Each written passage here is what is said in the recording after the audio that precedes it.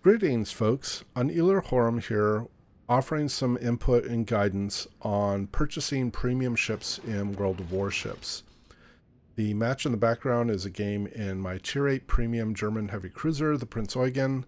I am divisioned up with Angry Ace in the Tier 8 premium US battleship, the USS Alabama, and Jimmy Jazz in the Tier 8 Soviet cruiser, the Chapayev.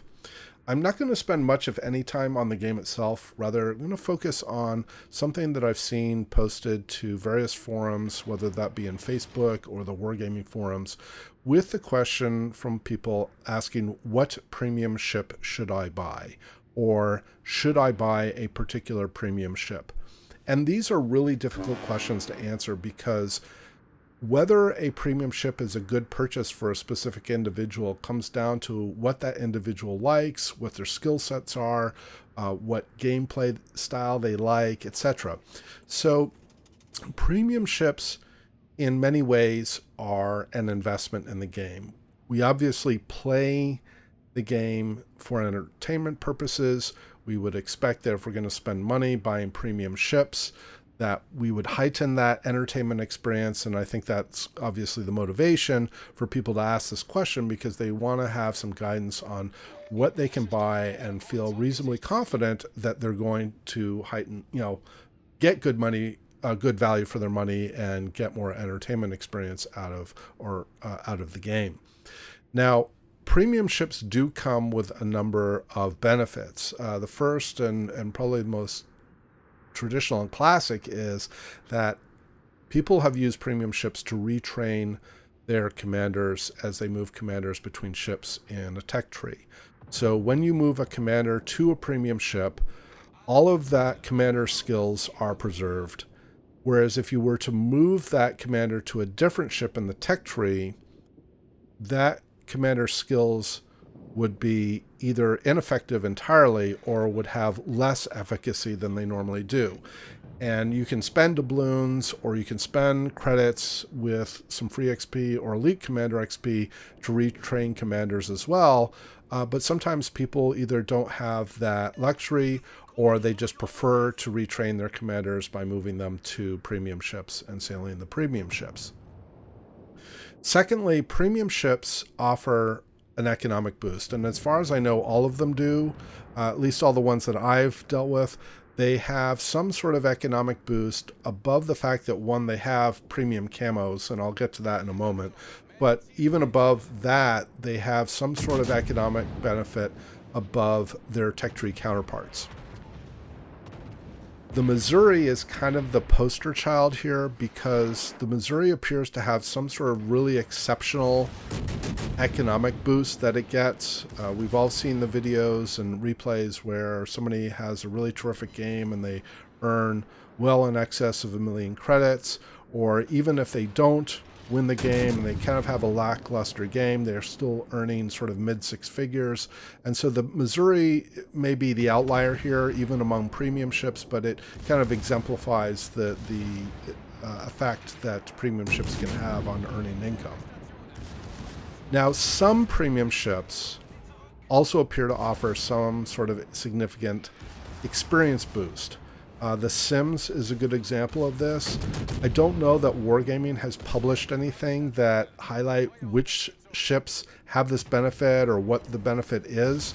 If anybody does know, feel free to add your comments below to where that information lies. But based on my own experience and based on anecdotes with other people with whom I play, there definitely are some ships that appear to offer significant experience benefit, even above other premium ships. Now, as I mentioned earlier, all premium ships come with premium camo. So while you have to spend separate money, doubloons, etc., to buy premium camo for tech tree ships, all premium ships get premium camo included. And premium camos invariably offer some sort of XP benefit, usually an additional 50% on XP for matches. Some offer additional economic benefit in the form of either reduced charges or repair costs, or even additional credits. So the camos definitely come in helpful as well. Lastly, premium ships generally offer some unique capability or enhanced capability over their tech tree counterparts. And this is hopefully pretty obvious, but to make the premium ships attractive and for people to be willing to spend money on them, they have to make them unique or enhanced in some way. And so that might be in the form of additional consumables, more hit points, better AA, more effective artillery, or maybe some unique weapon system that makes them distinct from their tech tree counterparts, or even any other ship in the game. Now, premium ships are not risk-free. Obviously, if you buy a premium ship, you run the risk that you will be disappointed in the ship and you will feel like was not a good investment of your money. That can either be because you don't feel like the ships are distinct enough from their tech tree counterparts to make them worth spending money on. I think the Prinz Eugen and the Admiral Hipper were probably an example of this for a lot of people prior to the recent changes that they made. But now these ships do have fairly distinct character. So I think more people will be interested in buying the Prinz Eugen as an example. The other reason that you might be disappointed is that you don't find the magic, quote unquote, in the ship. You see all these glowing reviews, you see these terrific replays, and you just can't repeat that experience or find that same level of satisfaction. Now, maybe there's some confirmation bias or elevated expectations that come with those cases, but a reason that you might be disappointed is that you don't get out of the purchase that what you expected and that what you were thinking would come with the ship.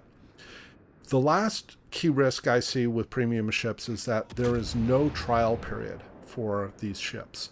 So once you purchase a ship and sail it at least once in a game or play it at least once in a game, that ship is yours.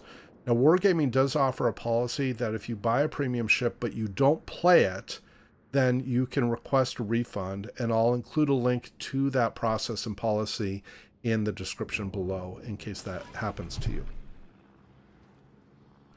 So what are the things that I think about when I go to buy a premium ship?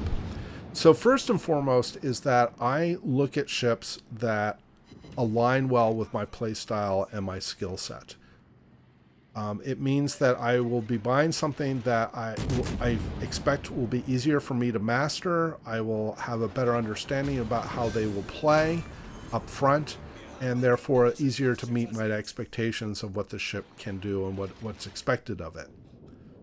The second thing I look at is I look at in-depth objective reviews. Now, I find that some reviews online, particularly video reviews, tend to be fairly lightweight. They don't offer a lot of detail, in my opinion, and aren't enough for me to make a good decision. But there are a number of sources that I think are very strong. For example, Little White Mouse puts out very good reviews, in my opinion. She goes into a huge amount of depth with each ship and its different characteristics around its weapon systems and armor and concealment and everything. Now, I don't always agree with everything she says because obviously she will inject her opinion on certain things, but at least I feel like I'm getting a very thorough review of the content. The player Your Peacekeeper, who runs a YouTube channel called Whiskey's Gaming Lounge, also covers ships in a great level of detail. I find his content to be very useful as well. So I'll include links to these sources and any others that I can find that I use as a reference when I go and do some research on ships. Now, there's a couple of things that I am cautious about when I go to buy a premium ship. So first is, and this should be fairly obvious, is that I will hesitate in buying a ship whose playstyle I don't understand very well, or I don't know. And a good example of this, where I kind of learned this lesson, was the Atlanta. So I am not comfortable. I don't have a good command of the U.S. destroyer gun systems and their shell arcs and so on. And so the Atlanta has been a difficult ship for me to enjoy and to master. I find she is very strong in operations. I find she is situationally strong in random battles, but I don't have consistent enjoyment and success with her outside of certain contexts. And so, hindsight being 2020, that may not have been a purchase I would have made initially, because I don't have good comfort with those gun systems. And maybe what I should be doing, and this would be my advice to you, is that if you have your heart set on a particular premium ship, but you aren't really comfortable with how it might play, my suggestion is maybe you master or at least get more experience in the play of similar tech tree ships first, before you go out and spend your money on getting a ship that you're not sure you're going to be successful with. The other thing that I tend to be cautious about is not buying ships based on what is fashionable. So Wargaming clearly spends a lot of money marketing these ships, as they should. They've put a lot of effort into designing these ships, and so they have good reason to propose, to sell them. But I'm not going to buy something purely based on what is fashionable, because again, I'm kind of letting, I'm not sure that's a very objective way of looking at things. Lastly, I would say I definitely don't use replays as a principal method to decide what I should and should not purchase. Replays, in my mind, generally exemplify the most exceptional matches. They're usually played by people who have mastered these ships very well, and so they are really the exceptions, and they're not indicative of how these ships would normally be played, or the normal experience that someone would have. So I think replays are useful to understand sort of the maximum capabilities of these ships and the maximum success level, but they are not the primary basis on which I would decide to buy something. Now, when you go to buy premium ships, Wargaming often provides bundles with these ships. So I first should note that when you go to buy a premium ship, whether you get a bundle or not, the ship will include a port slot. So if you're short on port slots, you don't have to feel pressured to sell one of your other ships in order to make room for the premium ship. When you buy premium ships, often there are bundles that are included, and they will have a variety of things to sort of enhance the purchase. Obviously, they cost more money, but they may include some things that you will find useful. So things that I like seeing in bundles are things like premium time, discounted doubloons or signals, special upgrades, things like that. Things that I find less useful to me are getting an additional commander with skill points, or getting credits, or normal upgrades. I have the benefit that I play with premium time. I'm rarely, if ever, short of credits, and so something that includes credits generally isn't going to be very interesting to me. Getting a commander with skill points is also not very useful in my mind, because I'm just going to take a high point commander that I already have and put them on the premium ship in most cases.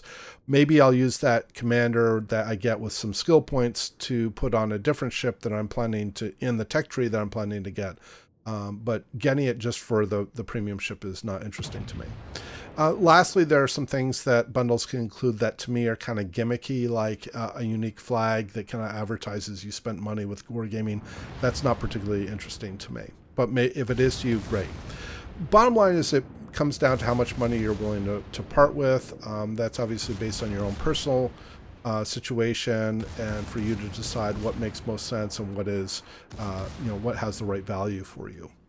Now, a couple other places where you can get premium ships. One is through super containers, but I think these are extremely rare. You'll occasionally see somebody saying, hey, I just got the Scharnhorst through a super container, but I suspect those are probably like 1 in a million or 1 in a few 100,000 cases that those occur. So I think those are quite rare. The other place to land premium premium ships is through holiday boxes.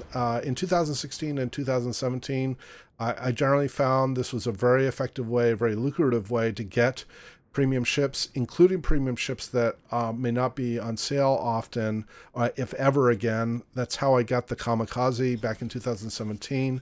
There's no guarantee that future, holiday box events will be as, lucrative to the players, but given how much effort Wargaming puts into them and how much they sell them up or, advertise them, I think that they'll continue to make those a pretty nice place to get premium ships and other benefits. So bottom line here is that premium ships absolutely can and do heighten entertainment value for the game. It does come down to a trade-off, how much disposable income you're willing to spend, or in some cases free XP. I think it's important, like I said, to do some research and to try to pick things based on what you like to play or what you think you can master. So my suggestion is share with others, give them ideas to what was successful for you and how you decided what ship to choose and why it works for you, so that others can benefit from that. So I want to thank you for watching. I hope you found the input useful. Please add your comments to the video below. I wish you happy sailing, and we'll see you out there.